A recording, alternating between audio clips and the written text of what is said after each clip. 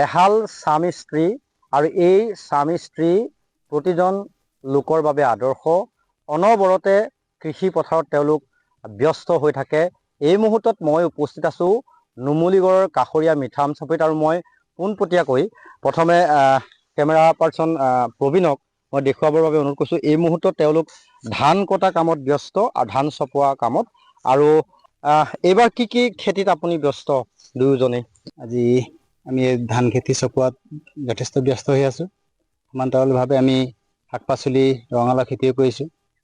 আমি এইবাৰ অকণ খেতি ৰঙালাও আৰু কি আছে আৰু শাক পাচলি মূলা আছে, বিভিন্ন খেতি আছে। হয়, আমি এতিয়া ধৰক বিলাহী খেতি কৰিছোঁ, ৰঙালাও কৰিছোঁ আৰু মূলা কৰিছোঁ, আৰু লগতে ধান খেতি প্ৰতি বছৰে কৰোঁ। এতিয়া ধান চপোৱা সময়, খুব মানে আতংকৰ মাজতে আমি ধান চপাই আছোঁ।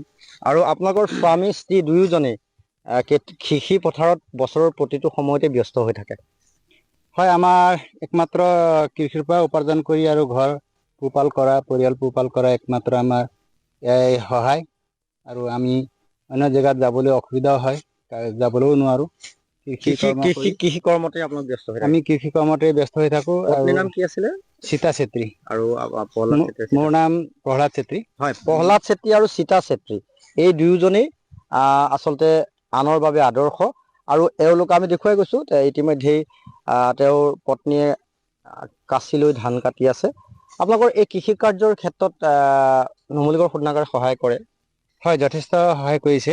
আমি আজি কেইবাবছৰত 2017 চনৰ পৰাই শোধনাগাৰৰ কৰ্তৃপক্ষক আমি বিভিন্ন আঁচনি লৈ তেখেতসকলৰ ওচৰত গৈছিলোঁ। আঁচনিৰ কাৰণে সহায় তেখেতসকলে কৰি আহিছে। আমাৰ যথেষ্ট সহায় কৰিছে। আমাৰ এইখন গাঁৱত মিঠামচাপৰি জাতিপতি হালৰ গাঁও নামেৰে নামকৰণ এটা কৃষি গোট গঠন কৰিছোঁ।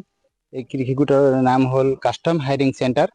এই কাষ্টম হাইৰিং চেণ্টাৰ গোট গঠন কৰাৰ পিছত আমাক কৃষি বিজ্ঞান কেন্দ্ৰ গোলাঘাটৰ খুমটাই স্থিত বিজ্ঞানীসকলে আমাক যথেষ্ট সহায় কৰিছে। কৰি আহিছে। হয়। আমাক যথেষ্ট প্ৰশিক্ষণ দিছে। বিভিন্ন খেতিৰ সময়ত আমাৰ খেতিৰ বীজকে ধৰি পৰীক্ষামূলক বীজ খিনি দিছে। আমি খেতি হয় হয় কৰিছোঁ হয় আৰু সুফল পাইছোঁ হয়, বিভিন্ন নিশ্চয় ধৰণৰ। নিশ্চয় সুফল পাইছে তেওঁলোকে। আৰু অকণমান এইফালে দেখুৱাম, এখন চ'লাৰ ইতিমধ্যেই তেওঁলোকক এই চ'লাৰখন পথাৰৰ মাজত সংযোগ কৰিছে, আৰু সংযোগ কৰাৰ ক্ষেত্ৰত নুমলীগড় শোধনাগাৰে যথেষ্ট সহায় কৰিছে বুলি তেওঁলোকে উল্লেখ কৰিছে। মই তেখেতৰ পত্নী, আপুনি বছৰৰ প্ৰায় সময়ছোৱাতে আপোনাৰ স্বামীৰ লগত পথাৰতে ব্যস্ত হৈ থাকে। হয়, আমি কৃষিজীৱী মানুহ। আমাৰ কৃষিৰ ওপৰতে নিৰ্ভৰশীল আমাৰ জীৱন। গতিকে আমি ইয়াতে সন্তুষ্ট হওঁ। এইবাৰ ধান যথেষ্ট ভাল হৈছে আপোনালোকৰ। ভালেই হৈছে। আৰু তাতে দেখিছোঁ মূলা, ৰঙালাও বিভিন্ন ধৰণৰ ৰবি হয়, শস্য।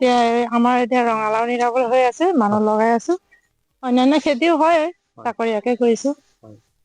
হয়, এয়া তেওঁৰ পত্নী সীতা চেত্ৰী। আৰু মই উল্লেখ কৰিছোঁৱেই যে এইহাল স্বামী স্ত্ৰী এওঁলোক আচলতে আন লোকৰ কাৰণে আদৰ্শ। কাৰণ বছৰৰ প্ৰতিটো সময়তে তেওঁলোকে কৃষি পথাৰত ব্যস্ত হৈ থাকে, বিভিন্ন ধৰণৰ খেতি কৰে।